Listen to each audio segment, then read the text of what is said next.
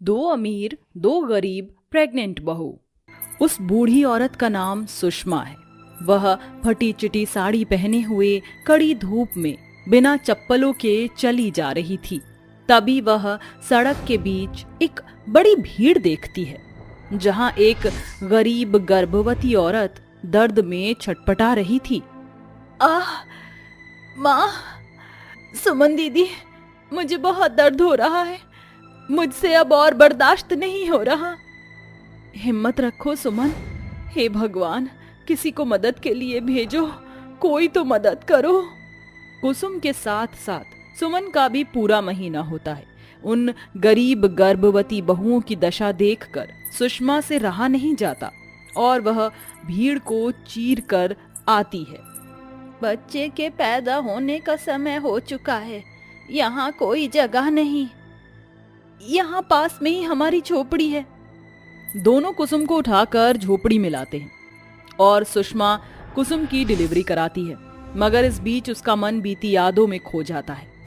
क्या गरीब सुषमा इंसानियत के नाते उनकी मदद कर रही है, या फिर इसके पीछे बीती जिंदगी में उनके बीच कोई और रिश्ता तो नहीं? श्याम सुंदर, मेरी बेटियों को अपने घर की बहू बनाकर तुमने इस गरीब बाप पर बहुत बड़ा उपकार किया है। गिरधर मेरे दोस्त, मैंने तुझ पर कोई उपकार नहीं किया। आज से तेरी बेटी मेरी बेटी है। गरीब गिरधर भारे मन से अपनी दोनों बेटी कुसुम और सुमन को विदा करता है। हर लड़की की तरह कुसुम, सुमन भी हजारों सपने लिए ससुराल आ जाती है, जहां सुषमा गुस्से से उनकी आरती उतारती है।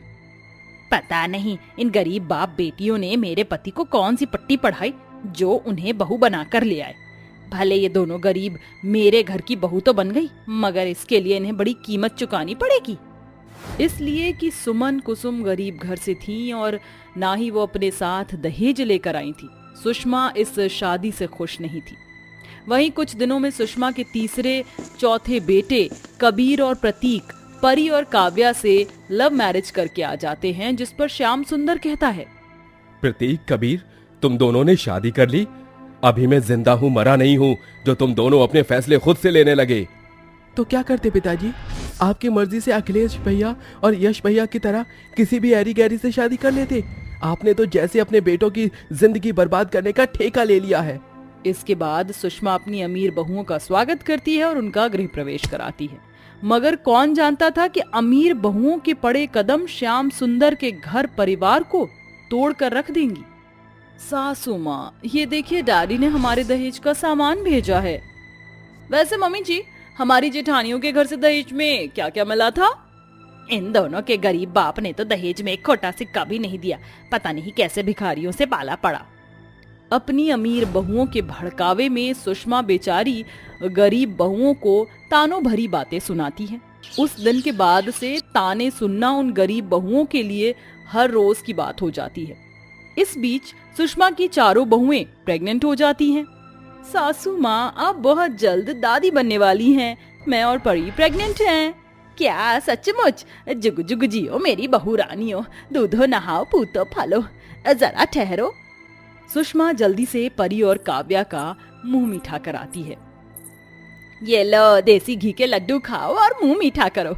अब तो मेरा पोता आने वाला है। मैं बहुत खुश हूँ।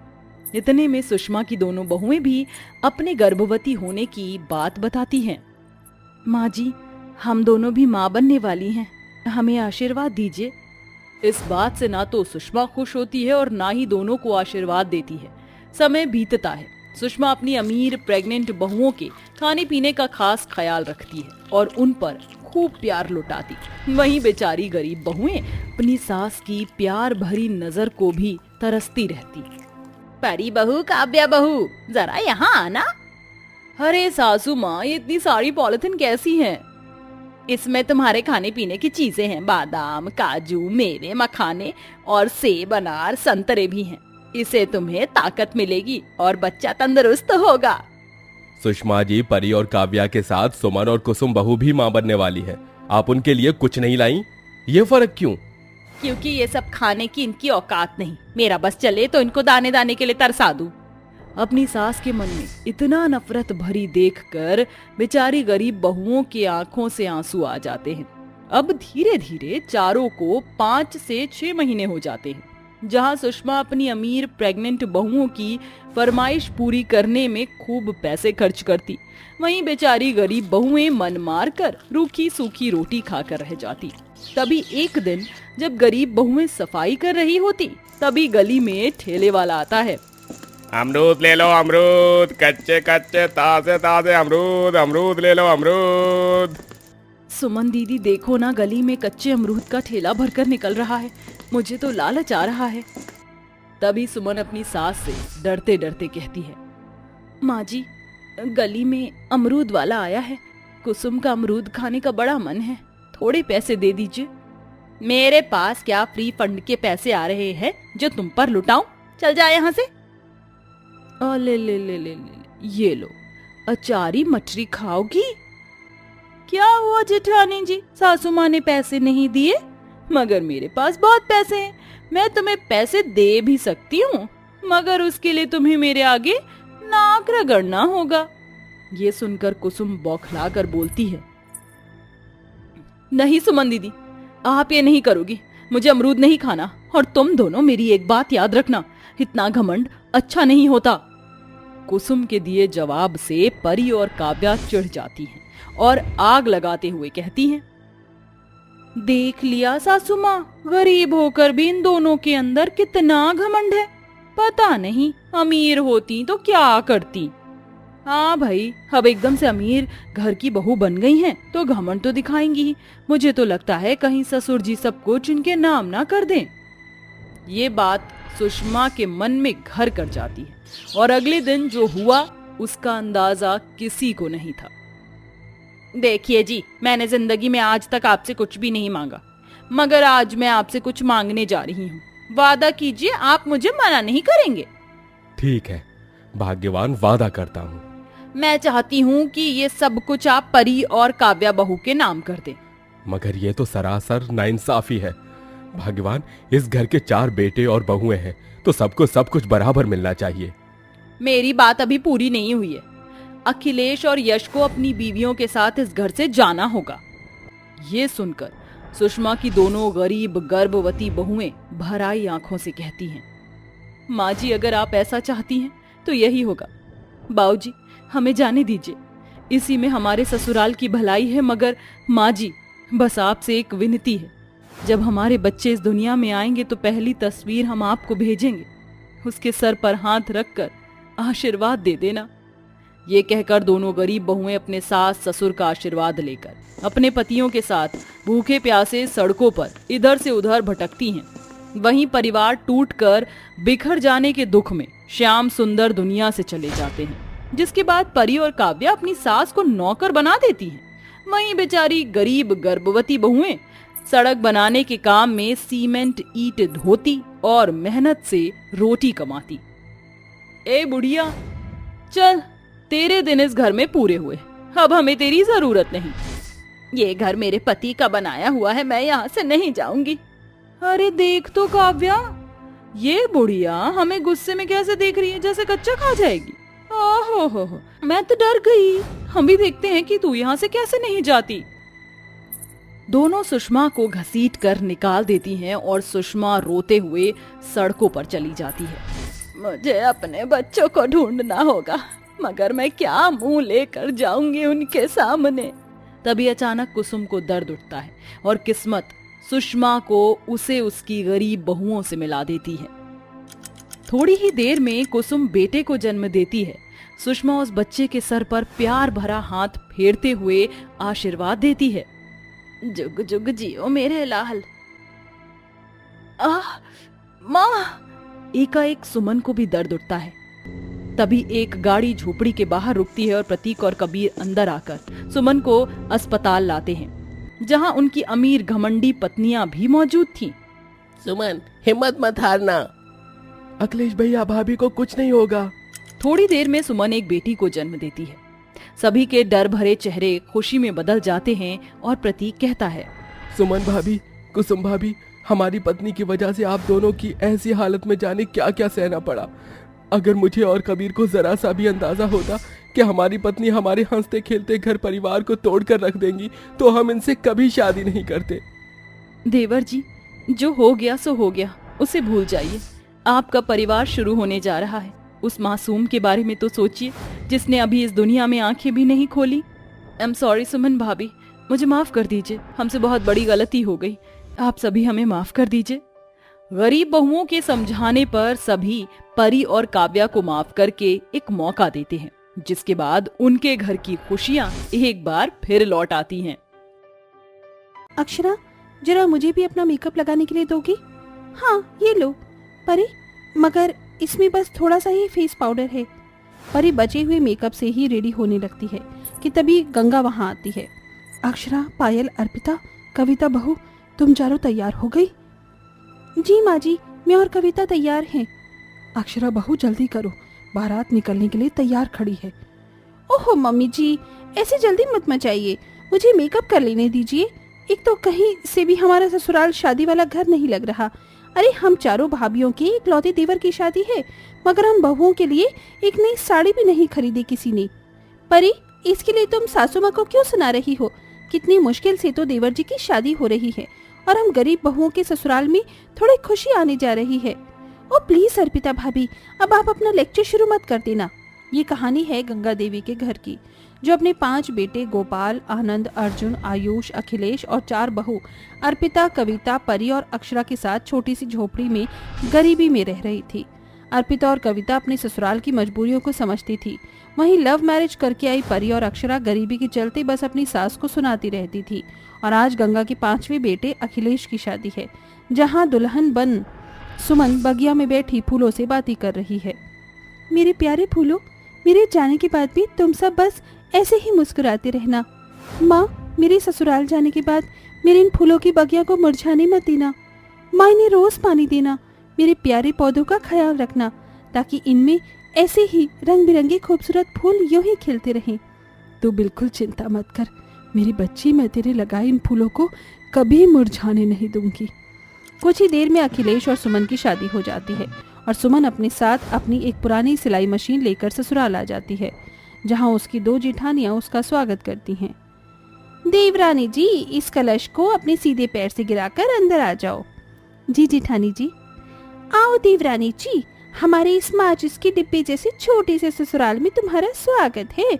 हम जेठानियों ने तो सोचा था कि हमारी प्यारी देवरानी अपने साथ दहेज में कोई सोफा सेट, बेड, फ्रिज ये सब लाएंगी, मगर लाई क्या है? खटारा सा सिलाई मशीन। घमंडी परी की बेइज्जती भरी बातों को काटते हुए अर्पिता कहती है, अरे वाह देवरानी जी, तुम्हारी ये शादी का जोड़ा तो बड़ा ही सुंदर लग रहा है।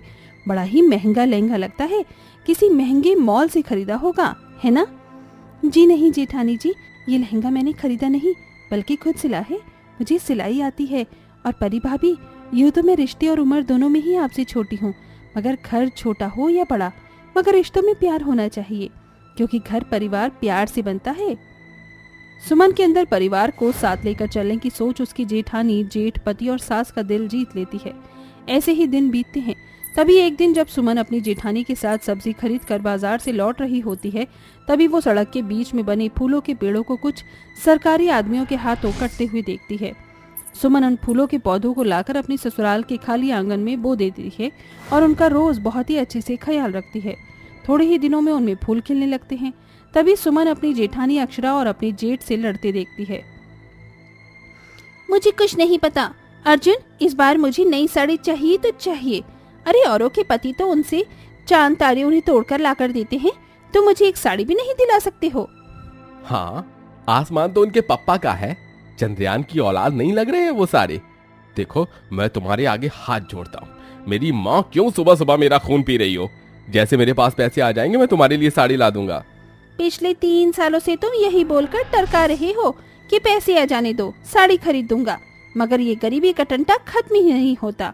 पता नहीं कैसा नासपति मिला है जो मुझे एक साड़ी नहीं दिला सकता अपनी बीवी को। ये कहते कहते अक्षरा गरीबी के चलते चिढ़कर रोने लगती है। ये देखकर उसकी देवरानी कहती है, मुझे जेठानी जी के लिए बहुत बुरा लग रहा है, मगर मेरे पास तो इतने पैसे भी नहीं कि मैं उन्हें एक नई साड़ी खरीद कर दे दूं। अगर थोड़े पैसे भी होते तो भी मैं थान का कपड़ा लेकर साड़ी बना देती, मगर मैं जेठानी जी के लिए इन फूलों की साड़ी बना सकती हूँ। आखिरकार मैं एक दर्जी हूँ। फिर सुमन अपने बाग के सारे फूल तोड़कर उसे साड़ी बनाना शुरू करती है और साड़ी के साथ ही वो फूलों से बढ़िया डिजाइन वाला ब्लाउज भी बनाती है, जो दिखने में बहुत ही सुंदर होता है।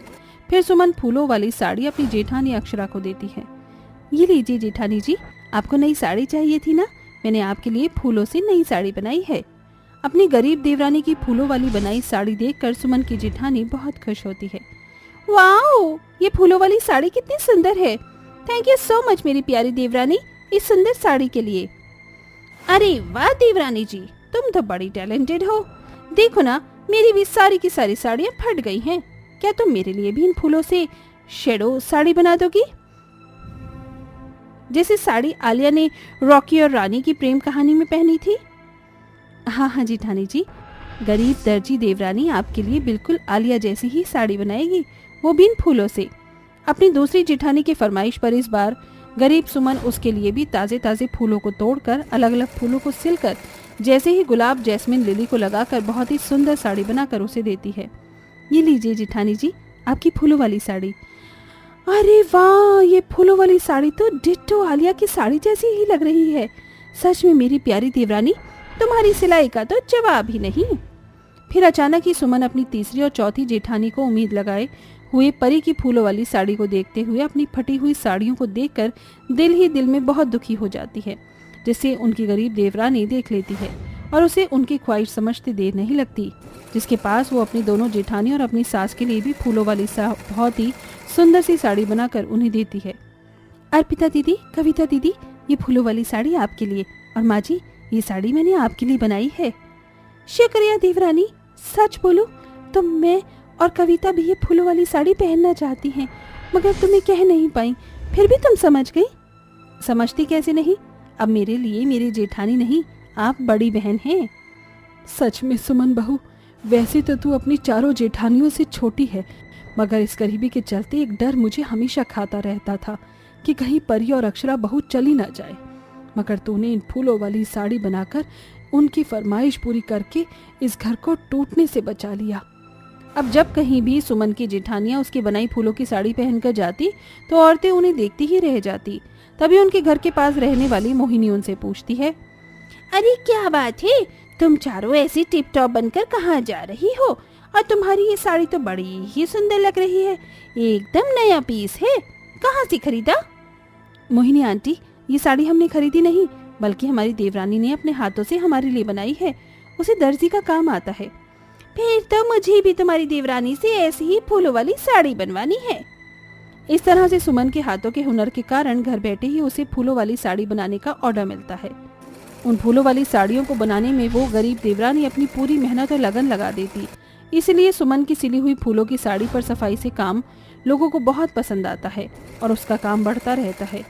अब उसे हर दिन आसानी से 10 फूलों वाली साड़ी बनाने का ऑर्डर भी आ जाता, जिसे बनाते बनाते सुमन के हाथ भी अक्सर छिल जाते थे। ये क्या देवरानी जी, ये फूलों वाली साड़ी बना बनाकर तुमने अपने हाथों की क्या हालत कर ली है? हल्का सा घाव है जेठानी जी, ठीक हो जाएगा, और वैसे भी जिंदगी के आगे बढ़ने के लिए थोड़ी बहुत जख्म तो सहना ही पड़ता है।